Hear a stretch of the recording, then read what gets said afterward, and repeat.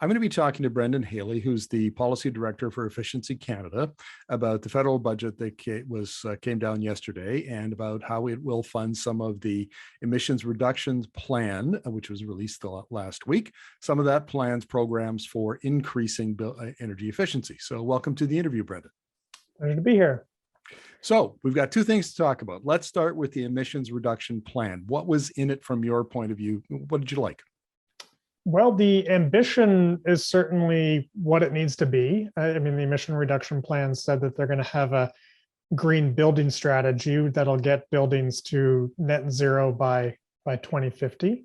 The amount of reductions, are fairly aggressive, given the issues of building stock turnover. I don't quite know if they've committed the amount of funding or spelled out exactly how those reductions will happen, in particular with retrofits, but there's a commitment to the right goal and perhaps a more mission-oriented approach. And at least some activities are going to start to happen in the meantime that should be able to help us reach that goal. Yeah, I think that's that observation probably holds across a lot of categories in the emission reduction plan. Very ambitious. How are we going to fund it? How are we going to do it? Those details aren't quite as clear. So what are some of the things that can be in the emissions reduction plan that we can talk about? I mean, obviously, you talked Canada's green building strategy. You've called for one of those before. What is that? Well, nobody knows yet. I think we're going to have to wait and see what that is. I think the only thing we really know is that the target is net zero in buildings by 2050. And it seems, as I said, like some activities will start to happen, hopefully as a component of that strategy in the interim. So one thing there, hopefully we're not doing is, waiting a couple of years to do a strategy and then doing nothing in the meantime. So one of those activities that really needs to start right now is some help getting the provinces to adopt the new building code. So just 2 weeks ago, we finally published the new building codes for Canada, which ladder up to a net zero energy ready performance standard. And our organization's been calling for a net zero building acceleration fund to try to accelerate the speed at which the provinces adopt that standard. And that made its way into the emission reduction plan. Excellent. What about industrial energy management systems? I mean, that seems to me, whether you're talking about steelmaking or commercial buildings, that there's got to be a lot of emissions associated with that.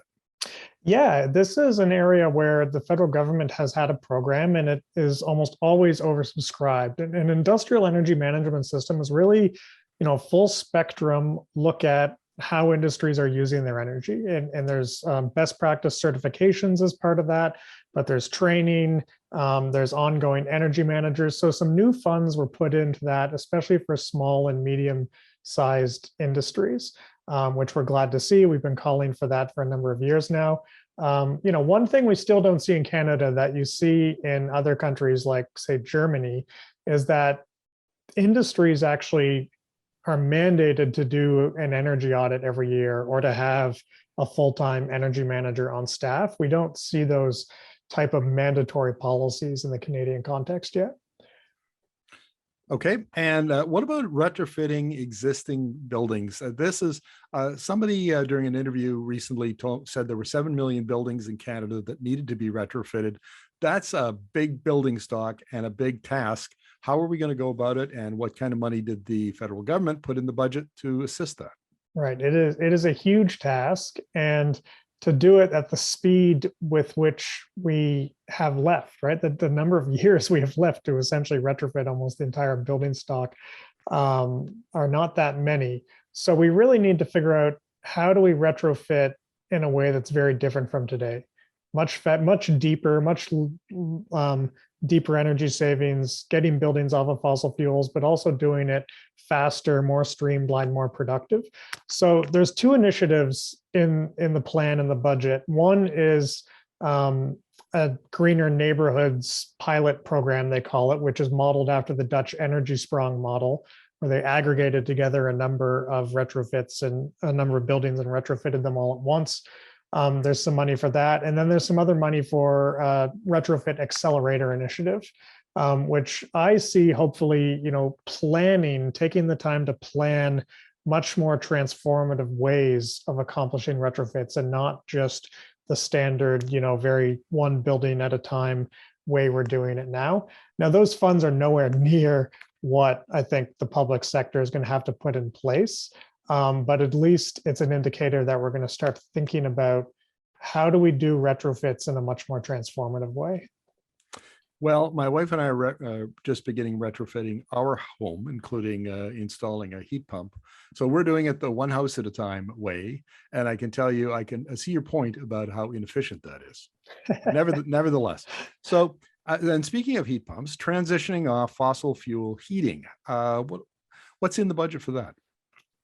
There's nothing in the budget for that, but it did make its way into the plan, and it's supposed to be part of this green building strategy. And the key language there is regulatory standards to transition off of fossil fuel heating systems.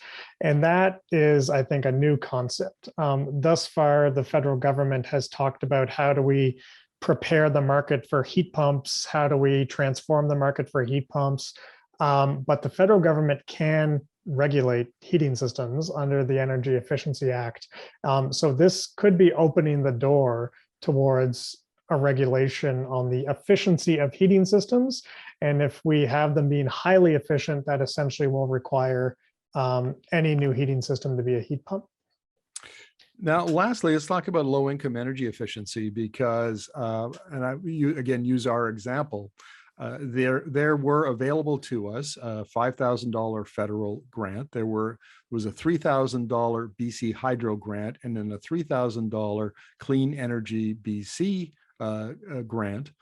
And altogether, I mean, it really cut down the cost of shifting from a gas furnace to a heat pump. And that sort of approach is already in place. Now, is British Columbia unusual in this, or is this approach something that the federal government can help fund? Well, I suspect that most of those programs would probably work where you receive those incentives after you've paid for those upgrades. And that is an excellent way often to incent people who are middle or upper income to do energy efficiency.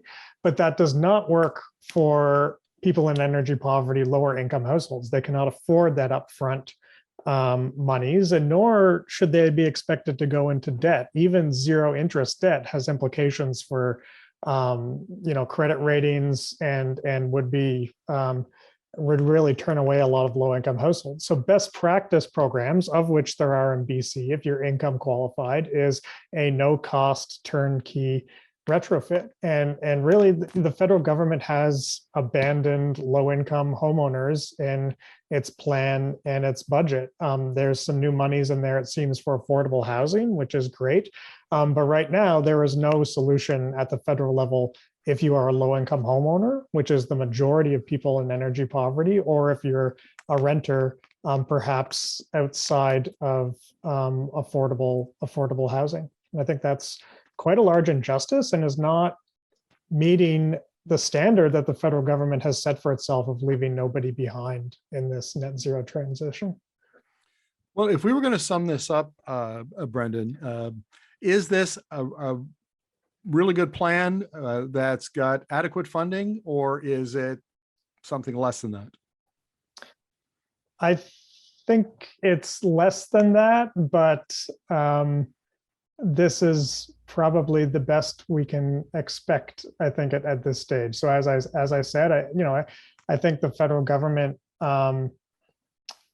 feels that it needs to get its head around what a green building strategy looks like, and that makes sense. So I'm hoping that we can work with them as a sector and as citizens to define that strategy as quickly as possible.